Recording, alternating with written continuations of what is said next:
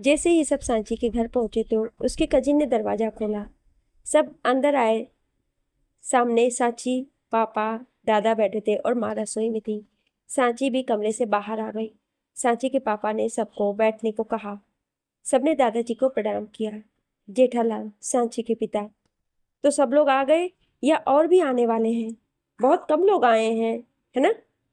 Yummy मस्ती में, हाँ अंकल, अभी तो मनीषा रह गई, उसका तो प्रोजेक्ट था, पर हम सब आ गए। रीमा जी ने उसे आंख दिखाई तो वो चुप हो गया। इस बीच देखिए, हमें तो अपने विराट के लिए सांची बहुत पसंद है, आप भी सब जानते ही हैं। जेठालाल हैरानी से सबको देखते हैं, फिर बोलते हैं, ये लड़का है तो मुझे नहीं पसंद। वो यमी की ओर इशारा करते हैं। यमी ने मुंह बन जाता है। सब हंसने लगते हैं। सत्यम, नहीं सर, ये सत्यम है, मेरा नाम सत्यम है। ये विराज है, और ये विराट जिसे सांची पसंद करती है, और सांची की सहेलियों को तो आप सब पहले से ही जानते हैं। दादाजी, लड़का तो देखने में सरस छे। सब मुस्कुरा दिए, पर सांची के पापा विराट को घूरे जा रहे थे। ऊपर से विराट भी आराम से बैठा था और सांची को देख रहा था। जेठालाल, पर ये करता क्या है? ये नहीं बताया सांची ने। इस बीच हमारा विराट एक कंपनी। जेठालाल बीच में, अच्छा, किसी कंपनी में लगा है? पर हम गुजराती लोग तो व्यापार में ही विश्वास रखते हैं, ये नौकरी वगैरह नहीं पसंद। इस बीच, पर ये कंपनी मैं, जेठालाल, जितना भी कमाता हूँ, पर मुनाफा तो जो धंधा करता है, मतलब जो मालिक होता है ना, उसे ही आता है। तभी सांची के दादाजी बोले, अरे ओ बबचू, पहले उनकी बात तो पूरी करने दे। और बहू कहाँ रह गई, उसे भी बुला। जेठालाल, अरे दया कहाँ रह गई? दया हाथ में चाय लेकर आते हुए, ए आई। दया ने चाय सबको दी और बोली, जय श्री कृष्णा। सबने उसे जय श्री कृष्णा बोला। जेठालाल, हाँ तो? दया बीच में ही, दामाद जी कौन छे? जेठालाल ने दया को घूरा, फिर बोलने लगा तो दया बोल पड़ी, वैसे तो सभी लड़के सरस छे, है ना बाबूजी? दादाजी, हाँ हाँ बहू। दया चुप हो गई तो जेठालाल फिर से बोलने लगा, तो दया फिर से बोल पड़ी। दया सांची से, टफोर, जा अंदर जा के फाफड़ा जलेबी भी लेके आना, खाली चाय पी रहे हैं। जेठालाल गुस्से से, दया, मैं कुछ बोलूं? दया, तो माने कब मौका? जेठालाल धीरे से, ये रसोई में ही अच्छी थी। सब बड़े मजे से सांची के परिवार को देख रहे थे, उनकी बातें मजे से सुन रहे थे और चाय की चुस्की ले रहे थे। विराट मनी मन, अब पता चला सांची इतनी अजीब क्यों है, पूरी फैमिली ही ऐसी है। ये मैं विराट के कान में, तेरे ससुराल में तो फुल टू मजे हैं, जब भी बोर हो यहाँ आ जाओ, मजा आ जाएगा। सांची अंदर से स्नैक्स लेकर आई और सबके आगे रखती है। इस बीच, भाई साहब, आपको जो पूछना है विराट से पूछ लीजिए। विराट सीधा होकर बैठ गया तो दया की नजर विराट पर गई। जेठालाल जैसे ही कुछ बोलने लगा, दया फिर बोल पड़ी। दया, तो आप हमारी जमाई हो? सरस जी, सरस जी। क्यों बाबूजी? दादाजी, हाँ, सांची ने मुझे सब बताया है। मेरी तो हाँ है। दया, हाँ तो रिश्ता पक्का। क्यों सांची के पप्पा? जेठालाल तो सबका मुंह देखते रह गए। तभी विराट उठा और उनके पास आया और कदमों में बैठ गया। विराट, अंकल, मैं और मेरे ये 3 भाई, हम मिलकर एक कंपनी चलाते हैं। अभी कुछ महीने ही हुए हैं शुरू किए हुए, पर हाँ, इतना तो आप जानते ही हो ना कि एक बार एक गुजराती कुछ करने की ठान ले तो करता ही है। तो बस हमारी कंपनी भी कुछ ही देर में कामयाब भी की राह पर होगी। जेठालाल, तुम गुजराती हो? विराट, जी, मेरा पूरा नाम विराट मोदी। मैं और विराट दोनों सगे भाई हैं। हम गुजरात से ही हैं, बस माँ पापा की मौत के बाद हम देहरादून चले गए थे, और वहां पर तो हमें माँ बाप और 2 भाई और मिल गए। देखिए कितना बड़ा परिवार है हमारा। आपकी सांची को हर खुशी दूंगा, ये वादा है मेरा। जेठालाल तो इम्प्रेस हो गए विराट से। रिश्ता पक्का हो गया और सबने एक दूसरे को मीठा खिला दिया। इस सब के बीच में सांची के चाचा का लड़का तापसी को घूर रहा था, और सबम ने ये बात नोट कर ली, पर उसने कुछ कहा नहीं। सभी बड़े नीचे बैठ गए और सांची बाकियों को अपने साथ ऊपर लेकर आ गई और सब उसके कमरे में बैठ गए।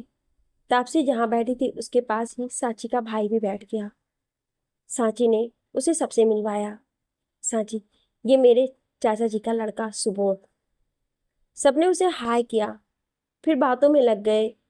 सबने विराट और सांची की आपस में बात करने के लिए दूसरे कमरे में भेज दिया और जाकर तापसी के पास बैठ गया और उसका हाथ पकड़ लिया। पर तापसी नाराज थी तो उसने हाथ छुड़ा लिया।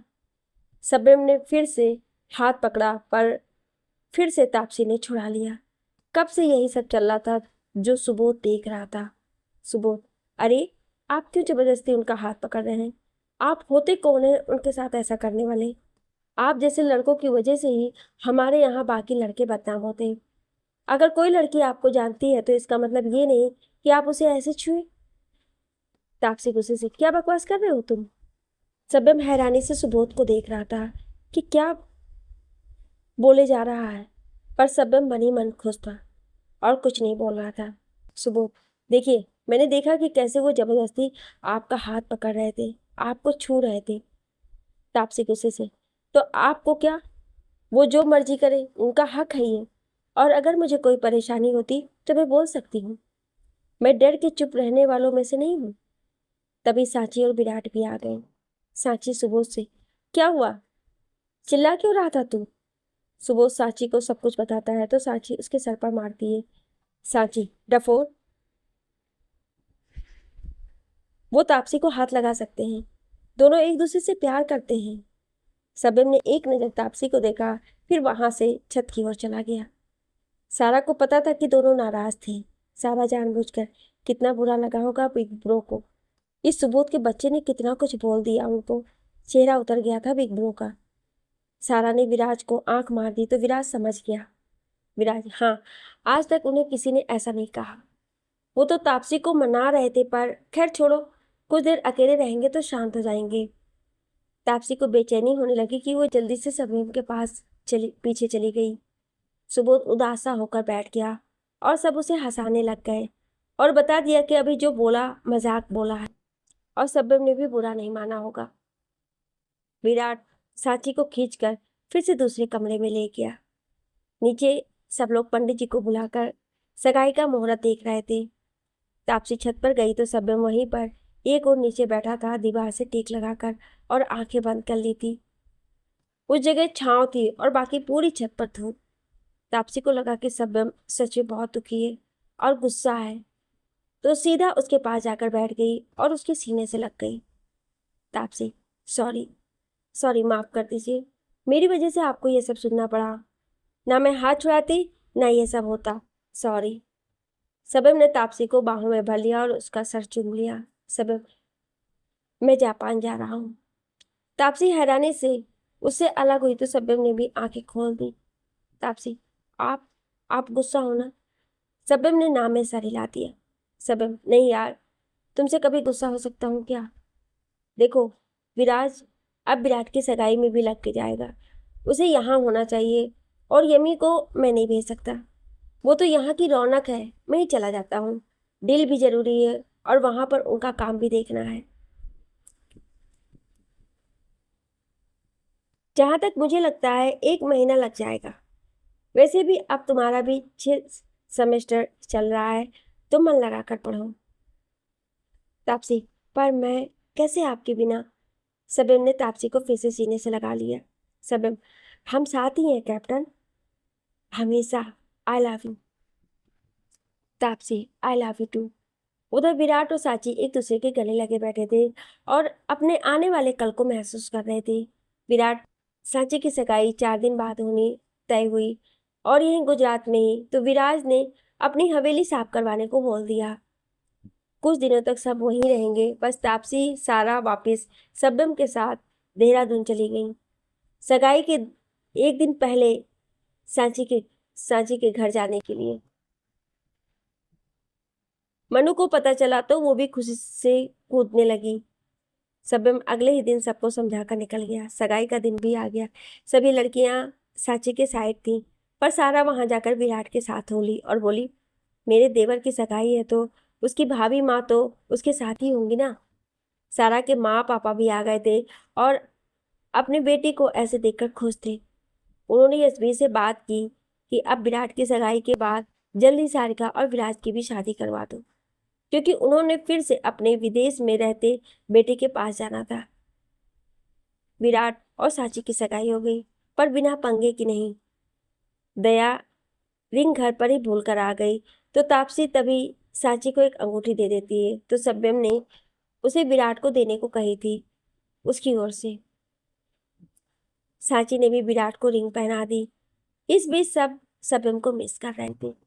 ऐसे 1 महीना होने को आ गया, पर सत्यम ने कहा कि कुछ और दिन वहां लगेंगे। तापसी के भाई युग की आईएएस सिलेक्शन हो गई और वो ट्रेनिंग के लिए मसूरी आए, तो तापसी से भी मिले और रीमा जी और ईश्वीर से भी। एक दिन तापसी सत्यम के घर पर ही थी रीमा जी के साथ, तो एक चिट्ठी आई। ऊपर कोई पता नहीं था, तो तापसी ने खोला तो सत्यम के लिए थी वो चिट्ठी उसकी बहन गौरी की। तापसी ने पढ़ी तो उसके हाथ से वो खत गिर गया। रीमा जी ने पूछा तो उसने कुछ नहीं बताया और वो खत छुपा लिया। तापसी होटल वापस आ गई और वो खत अकेले में फिर से पढ़ने लगी। तापसी ने खत खोलकर पढ़ना शुरू किया। डियर सैवी, जानती हूँ कि तू बहुत गुस्सा है, नाराज है मुझसे, होना भी चाहिए, पर आज तुझे सब कुछ बताना चाहती हूँ कि क्यों मैंने ऐसा किया। जब ग्रेजुएशन करने के लिए मैं यहाँ से गई तो वहाँ 1 साल बहुत अच्छा गया था मेरा। सब कुछ बहुत अच्छा चल रहा था। जो मेरी रूममेट थी उसे मैं बहन की तरह मानती थी। हिना नाम था उसका। बहुत प्यारी सी थी वो।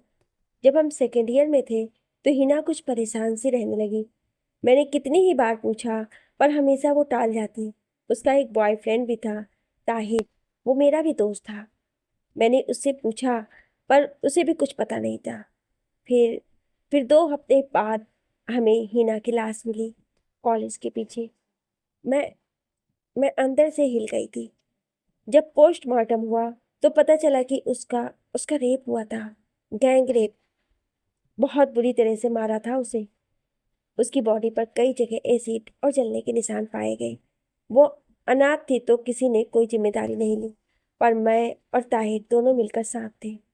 रिपोर्ट लिखाई हमने, पर 2 महीने बाद ताहिर का भी कत्ल कर दिया गया। मैं बहुत डर गई थी।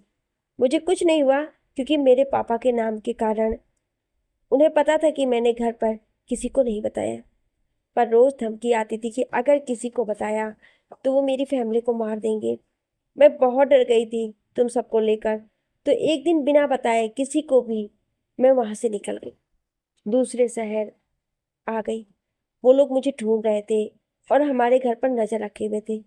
अगर मैं तुम लोगों के पास जाती तो वो सबको खत्म कर देते, और हम सबके फोन भी टैप कर रहे थे।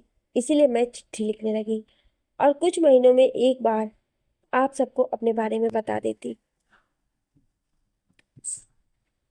मुझे पता था कि अगर मैंने आप लोगों से बात करना छोड़ दिया तो आप लोग वहां जाकर मुझसे मिलने की कोशिश करेंगे।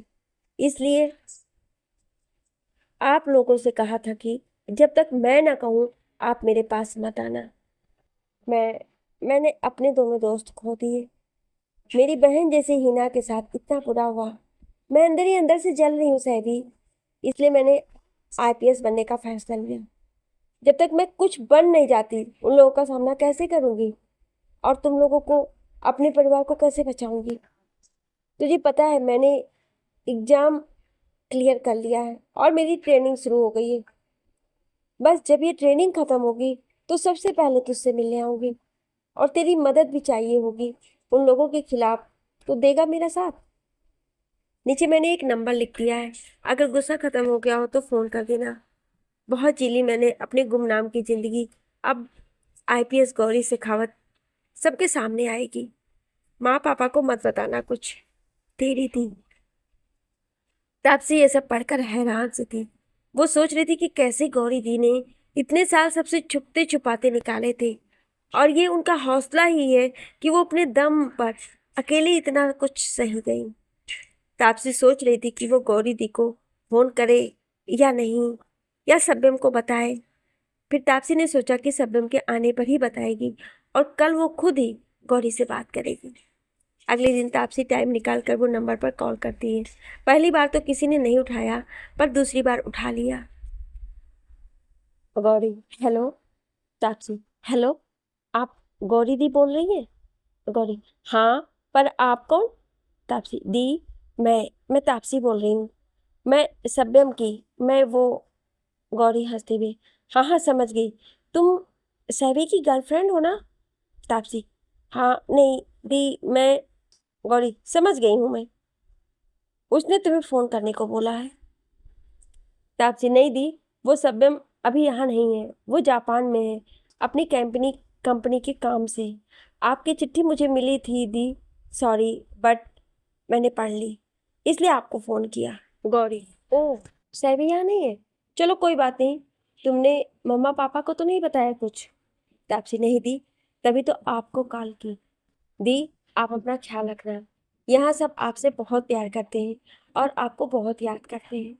गौरी, जानती हूँ, मुझे भी बहुत याद आती है उनकी, पर अपनी फैमिली के लिए ही दूर हुई थी, पर बस अब कुछ ही समय की बात है। तापसी, दी, मैं आपकी कोई हेल्प कर सकती हूँ? गौरी, हाँ हाँ, एक काम कर सकती हूँ। तापसी, क्या दी? गौरी, अपनी और सैवी की कोई फोटो मुझे भेजो। ऐसा करो, पूरी फैमिली फोटो सेंड करना मुझे। और हाँ, अब से हम रोज बात करेंगे, मुझे बहुत अच्छा लगा अपनी भाभी से बात करके। तापसी, ठीक है दी, बट आप अपना ख्याल रखना। गौरी, ओके ओके, चलो बाय, मुझे खाने के लिए जाना है। Taapsee, by the. तापसी और गौरी दोनों को ही बहुत अच्छा लगा था एक दूसरे से बात करके। तापसी और गौरी की लगभग रोज बात होती। तापसी ने सभी के बारे में गौरी को बता दिया था। विराट विराज के बारे में सुन उसे खुशी हुई थी।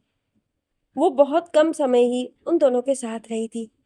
सब्यम से तापसी की बात नहीं हो पा रही थी, इसलिए इन दिनों वो थोड़ी उदास सी हो गई थी। तापसी हॉस्टल ग्राउंड में अकेली बैठी थी और सब्यम को याद कर रही थी कि किसी ने पीछे से उसके कंधे पर हाथ रखा। तापसी ने बिना पलटे ही बोला, सब्यम। सब्यम तापसी के गले लग गया तो तापसी ने भी उसे जकड़ लिया। कुछ देर तक दोनों गले लगे रहे, फिर अलग हुए। तापसी ने सब्यम को देखा तो बिखरे बाल, दाढ़ी बढ़ गई थी, पर मुस्कान वैसी ही थी। तापसी को देखकर बस थोड़ा बीक लग रहा था। दोनों घर आ गए। सब्यम सबसे मिला, फिर आराम करने के लिए अपने कमरे में चला गया। रीमा जी ने तापसी के कॉफी पकड़ाकर सब्यम के कमरे में भेज दिया। तापसी कमरे में गई तो सब्यम सर पकड़े बैठा था। जब से आया था ज्यादा बात भी नहीं कर रहा था। तापसी ने कप साइड में रखा और सब्यम के पास जाकर बैठ गई और उसके बालों को हल्का हल्का सा सहलाने लगी। सब्यम ने आंखें खोली और तापसी को देखा, फिर उसकी गोद में सर रख लिया। दोनों कुछ नहीं बोले। फिर कुछ देर बाद सब्यम बोला, सब्यम, कैप्टन, मुझे गौरी दी के बारे में कुछ पता चला है। तापसी हैरानी से सब्यम को देखने लगी। सब्यम उठकर बैठ गया। सब्यम, कैप्टन, मुझे पता चला है कि दी ने कहीं और से ग्रेजुएशन करी है और शायद उन पर कोई नजर रखा है। बात क्या है ये तो पता नहीं। तापसी, मुझे भी कुछ बताना है आपको, पर पहले आप ये बताओ कि ये सब कैसे पता चला। सब्यम, वो मैं 1 महीने पहले दी के बारे में पता लगाने की कोशिश कर रहा था, तो बस।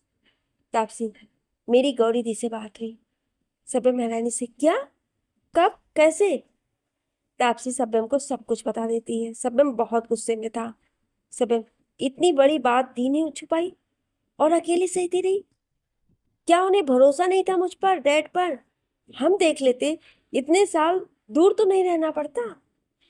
तापसी ने सब्यम को गले लगाया और सर सहलाने लगी। तापसी, सब्यम, आप इसका ये पहलू तो देखो, दी अपने पैरों पर खड़ी है, कितनी हिम्मत है उनमें, अपने दम पर वो आईपीएस बनी है, वो खुद से उन दरिंदों को सजा देना चाहती है।